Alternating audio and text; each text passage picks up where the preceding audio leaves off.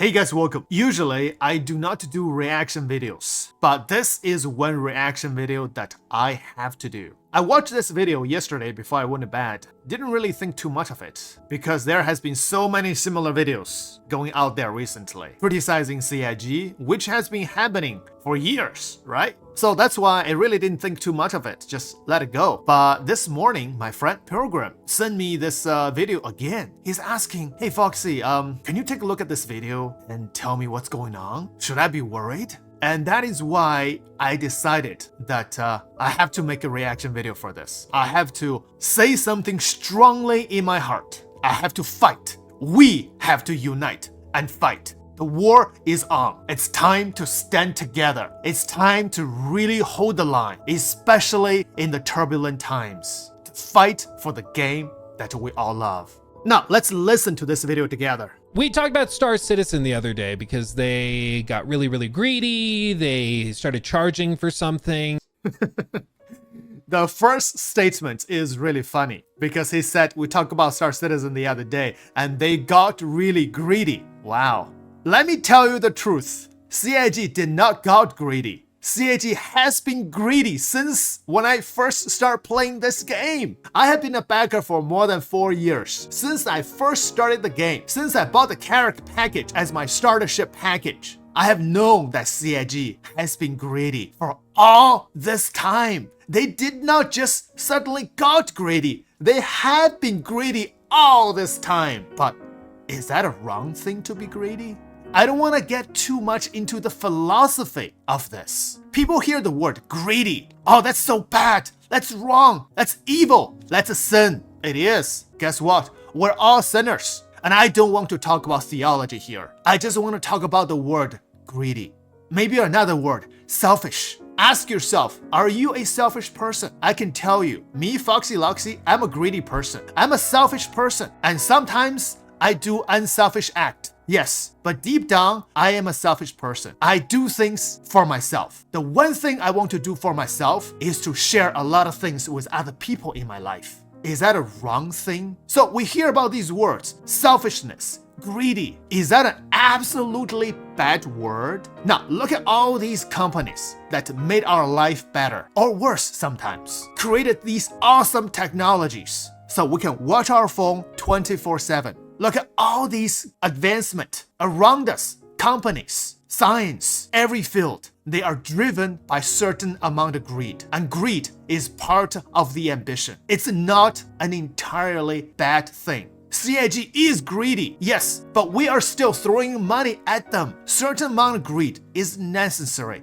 to drive the company, the individual, the ambition toward a certain achievement. We need that amount of greed. And by the way, we're all greedy at times. Tell me a person who has, without selfishness, without greed. I only know one person ever. However, on another hand, I do agree that greed alone does not achieve things, and too much greed is not good at all. In my business, I am greedy. I want more customers, more sales. In my channels, I am greedy. I want more viewers, more subscribers. Of course, I do. But that's not the goal. If I only think about that, everything will just go the other way. The ambitions drives me, but the purpose, the core that drives me is the love for this game, is the love that I want to share, is the love for the viewers to make their life easier, to share the guide, the knowledge that we have, and the love that I have with my workmates to play the game together. And same thing for CIG. If CIG is without greed, if they don't charge us for things, if they just give us these ships for free, you don't want to play this game anymore because they're gonna go bankrupt. They need to be greedy. They need to make good finances from us, from the backers. That's legit business practice. And they're not just sitting there doing nothing. They are making progress. A very messy progress, yes. But they are making progress, as we shall talk about later in the video. Whatever results, financial results, viewing results, subscriber count, they are all just byproduct. They come naturally with the product you are providing. If you are providing a great product, you don't have to worry about anything else. But you must be greedy.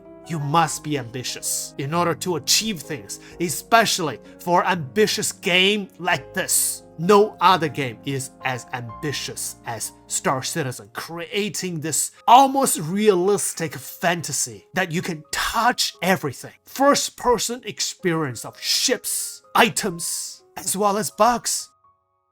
Charging for something that they were going to bring and make earnable in-game later, but they weren't making it in-game attainable when they launched it for purchase. They were blades for ships, which basically are like enhancements or augments for your ships to make them control differently, or, you know, easier to control, slower moving or faster moving, harder to control, stuff like that.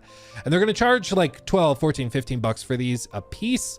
And then they were going to make it earnable in the game later this summer. And naturally, all right, so he's talking about what we've been talking about for quite a while, that CIG charging for the blade. Now, I remember this. A lot of viewers told me, Foxy Loxy, please do not make a blade video. Please do not buy those blades. We don't need to see those videos. Please do not buy them. I really appreciate those comments, but I have failed you. I have purchased all those blades. Some blades I purchased multiple times, like the Gladius. I even purchased the MPUV blades twice, because I just want my MPUV tractor fly a little bit faster inside my hangar when I tractor boxes or tractor stuff into my capital ship, the Idris. Another reason I did that is because I sincerely want to support CIG, support this game. A third reason I bought these blades is because every single package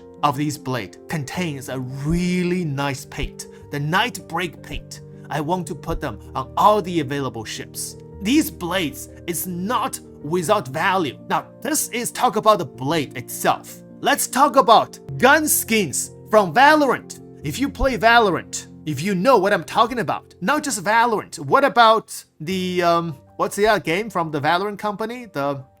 League of Legends. Beautiful skins for every single hero, every single character. Or Overwatch, beautiful skins. And they are expensive too. But what do? They doesn't give you a buff for your character. The gun skins from Valorant, it does not give you aimbots, does it? And they are even more expensive. One whole package of the gun skin for a few guns, including some gun bodies, will cost you over $100. Not only that, you also have to buy every single gun skin has different levels. If you want to unlock them faster, you have to pay real money to get the, I don't know what the kind of currency it is, to unlock step by step, and you have different colors for each skin. So all these schemes, this company designed to get money from us. These are driven by greed, but people still pay for it. Lots of money to pay for it. But the thing between the blade is they do not give you any added stats for your gun. It just looks prettier. That's it. At least in Star Citizen, the blades, they can increase your maneuverability by 1 degree per second, or speed 10 meters per second more. That's why I bought these blades. I equipped them all with a speed blade. Even the Gladius, the speed blade, it makes a slight difference. But is it pay to win? Let me tell you this. I equipped the Gladius with maneuverability blade, with speed blade. I go out there PvP. I still lose to this guy, Avenger 1. Or not just him, Avenger 1, I will still lose to any of the excellent dogfighter in our org. I'll lose to them. So is it pay to win? I paid, but I still lost. But I really enjoy the skin that come with the package. I love it.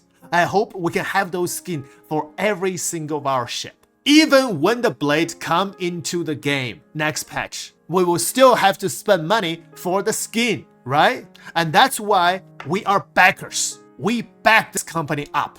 I don't want to talk too many bad things about this guy, but is he a backer? How long have he been backing this game? Sincerely backing this game. Wish this game to succeed. Invest into this game. Invest into this company. By what he's talking about, all these nonsense, probably not at all. He does not play this game. He does not involve heavily into this game. So now, what he talked about is what other people have been talking about. There is no profoundness in his statements, not as a backer, not as a gamer for this game for years and years. He might have all the facts, but he does not have that emotion, that love for this game that drives him, that love for CIG, the hate and love relationship for CIG. There is no other game like CIG, like this company, who communicate with us every single day. Know this. The company works at CIG. They are imperfect humans, just as you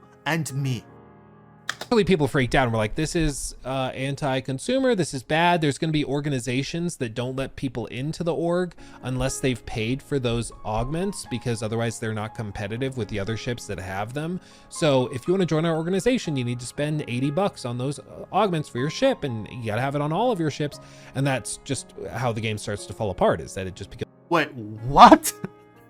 I listened to this several times. I can't believe what I'm hearing. By the way, I really love his watch. A Star Citizen organization requires people to buy these blades? If not, the members cannot join this organization? Wait, this should be a standard policy for every single org in the verse, right? Cube members, if you're watching this video right now, as a commander of the Cube, me, Foxy Loxy, enlist this rule, this policy. If you do not own a MPUV blade, you shall not join the Cube.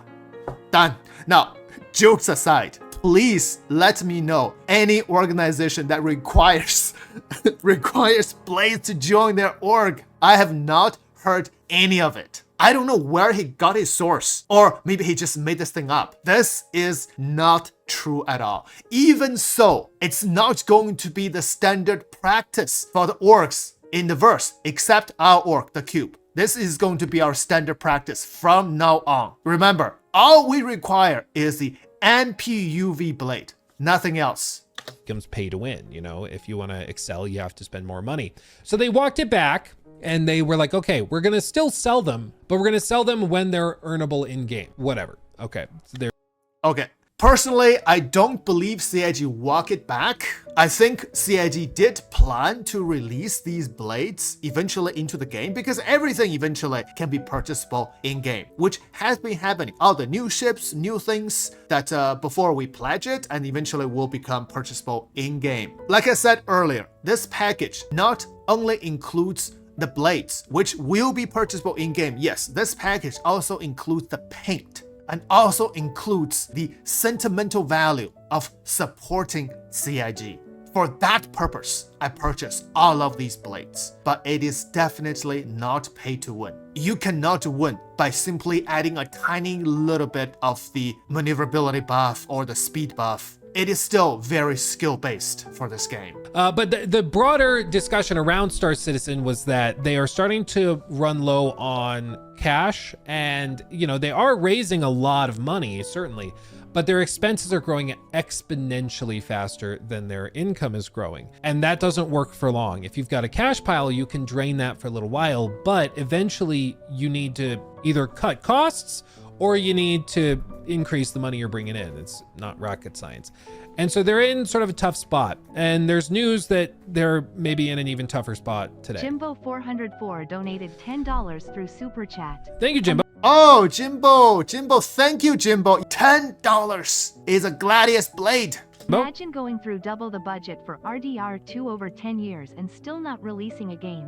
10 years and not releasing the game, then what have been people been doing? What have been the backers been doing for the past 10 years? Like I said, I have backed this game for 4 years, more than 4 years. Even though this is not a finished game, but I can tell you, in this 4 years, I had so much fun playing Star Citizen than playing any other games. It's beyond fun. John Wooden, my basketball coach from UCLA, said this. I will never forget it. The destination is not the goal. The journey is the destination. The journey is the end. Together, developing with CIG for this game, testing new features, experiencing new features, testing new ships, experiencing new ships, bug hunting or die to all sorts of bugs. This journey, this process alone, I had so much fun. Not just me, all my friends. It's not just the word fun can express tears, laughters. I remember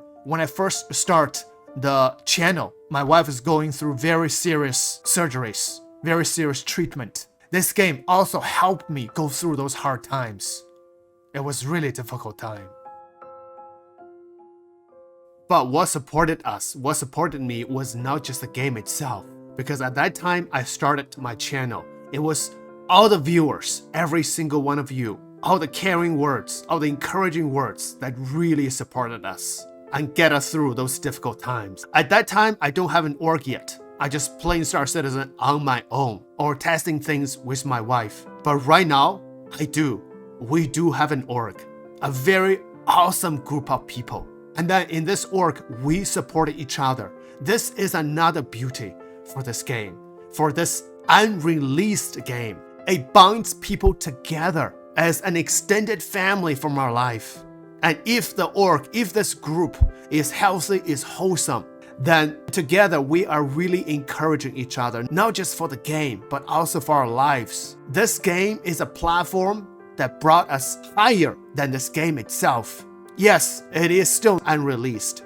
It's more than 10 years. It consumed almost $1 billion. But it is not all for nothing. Look at the ships you're flying. Look at the friends you are flying together. Look at your wingmen. Look at your comrades on the ground fighting together. Look at them. They all added to the value, to the fun, to the greatness in developing this game, in this awesome process. The process in itself is the destination. This is a pilgrim, and eventually we will reach the promised land.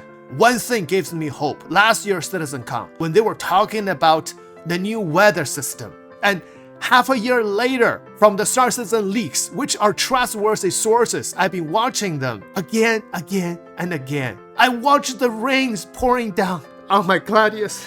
I watched the thunderstorms. The fantasies of fantasies is about to become the reality of fantasies in a very short time. CIG is not sitting there doing nothing. Don't tell me that, oh, this is such a buggy mess. The elevator is so bugged. 10 years, they can't even fix the goddamn elevator. Yes, elevator bug still happens, but it doesn't happen all the time to everyone. Now, currently, my hangar at Lorville is completely bugged. That is an old bug introduced when the hangar first came into being. But of course, that also shows some of the incompetencies from CIG's part. I do not overlook that perspective. There is problems for this game. There is problems that CIG hasn't fixed. There's so many problems CIG hasn't fixed yet. So are every other company, every other product. I make high-end garments, carefully crafted. Every single piece, every single pattern, carefully crafted, carefully sewn. But even with my best effort, that product is still not perfect, still have problems. But I do the best we can. What I want to say is, with all those funding into CIG, they're not just sitting there doing nothing. The fantasies of our fantasies is slowly becoming the realities of our fantasies. The rain's coming. The storm is coming. Be ready. And I don't think that even counts like venture capital investment. I could be wrong about that, but I think that that number is just from like regular, normal people buying ships and that type of thing. Like they've spent so much money. It's insane. It's up to 822. Oh, so they raised 10 million in the last handful of days. Well, there you go. What a awful. What I remember is watching, I think a year or 2 years ago, the content creator Montoya made a video about, he listed all the fundings from other gaming company. When compared with CIG, 8 million in 10 years is really kindergarten level. Look at Genshin Impact, how much money they raised. Look at Riot Games. Do not think that 800 million is really high. Do not call this a scam because simply they raised $800 million. CIG might be greedy, but they did not raise every single penny by scamming people. Not at all. Don't call me this game is a scam. You have no idea what scam is if you call this game a scam. Now, I'm not going to show you all these numbers, but you can search for yourself how much money other gaming companies, even a mobile gaming company raise, how much money they raise just so you can play your game on the metro. And then if you can't fight those monsters, you simply pay some money to get a more powerful weapon. If you run out of lives, pay $2, you gain 2 more lives. You can keep playing. Are those practices not scam? I don't want to judge that. But for Star Citizen, everything CIG did is legit money-raising activities. You can choose not to spend the money. Now, one thing is this. You only need $45 to play this game.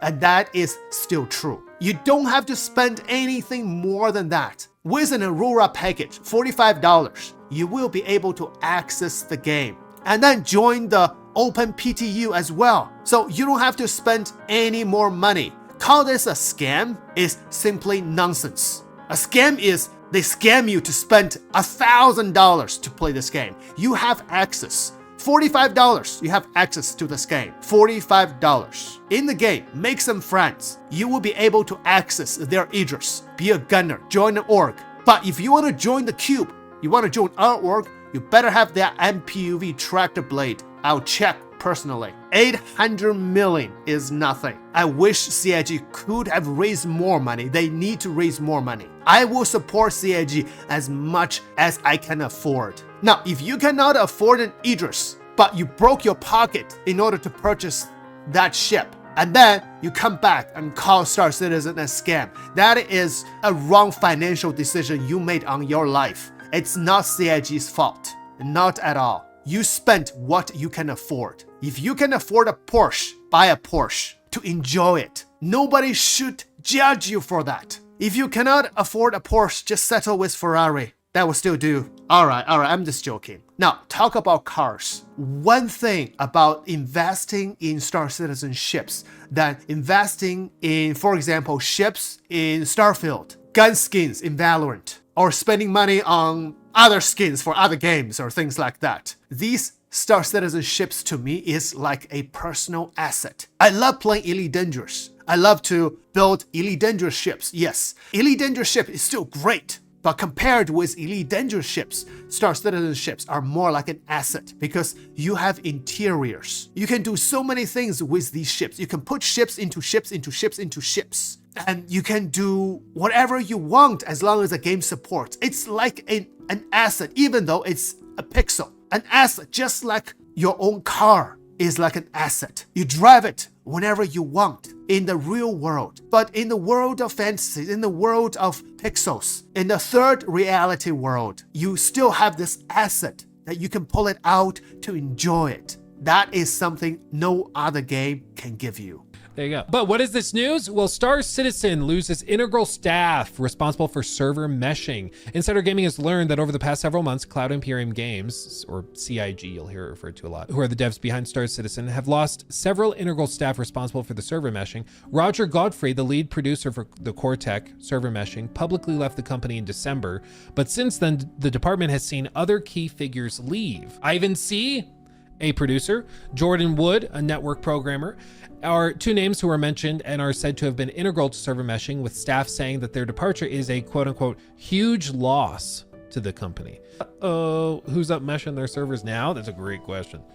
Now, this is something we really need to be concerned. And this is why I calling citizens, we must unite. Because with core people leaving the company, especially the core people leaving the core tech, which is server meshing, is one of the core tech for this game, leaving the company. This is not looking good. We have to accept the fact. And this could set Star Citizen back for some time. Years? I'm not sure. I do not know the impact of these people leaving the company is going to be, but it eventually will show. However, I will say this. People in a company or in any organization comes and goes for reasons we do not know. Personal reasons, company reasons, and as a backer, I can only do so much. We can only do so much. So we can only hope that new people, qualified people can take this torch, can continue developing the server meshing toward dynamic server meshing. So the future is indeed unclear for server meshing. And that is why I call citizens unite. If this is going to hit CIG hard, if this is going to have very negative effect for this game going forward, then in this turbulent times, we must hold hand. We must help CIG. We must hold the line. We must not back down. This is especially the time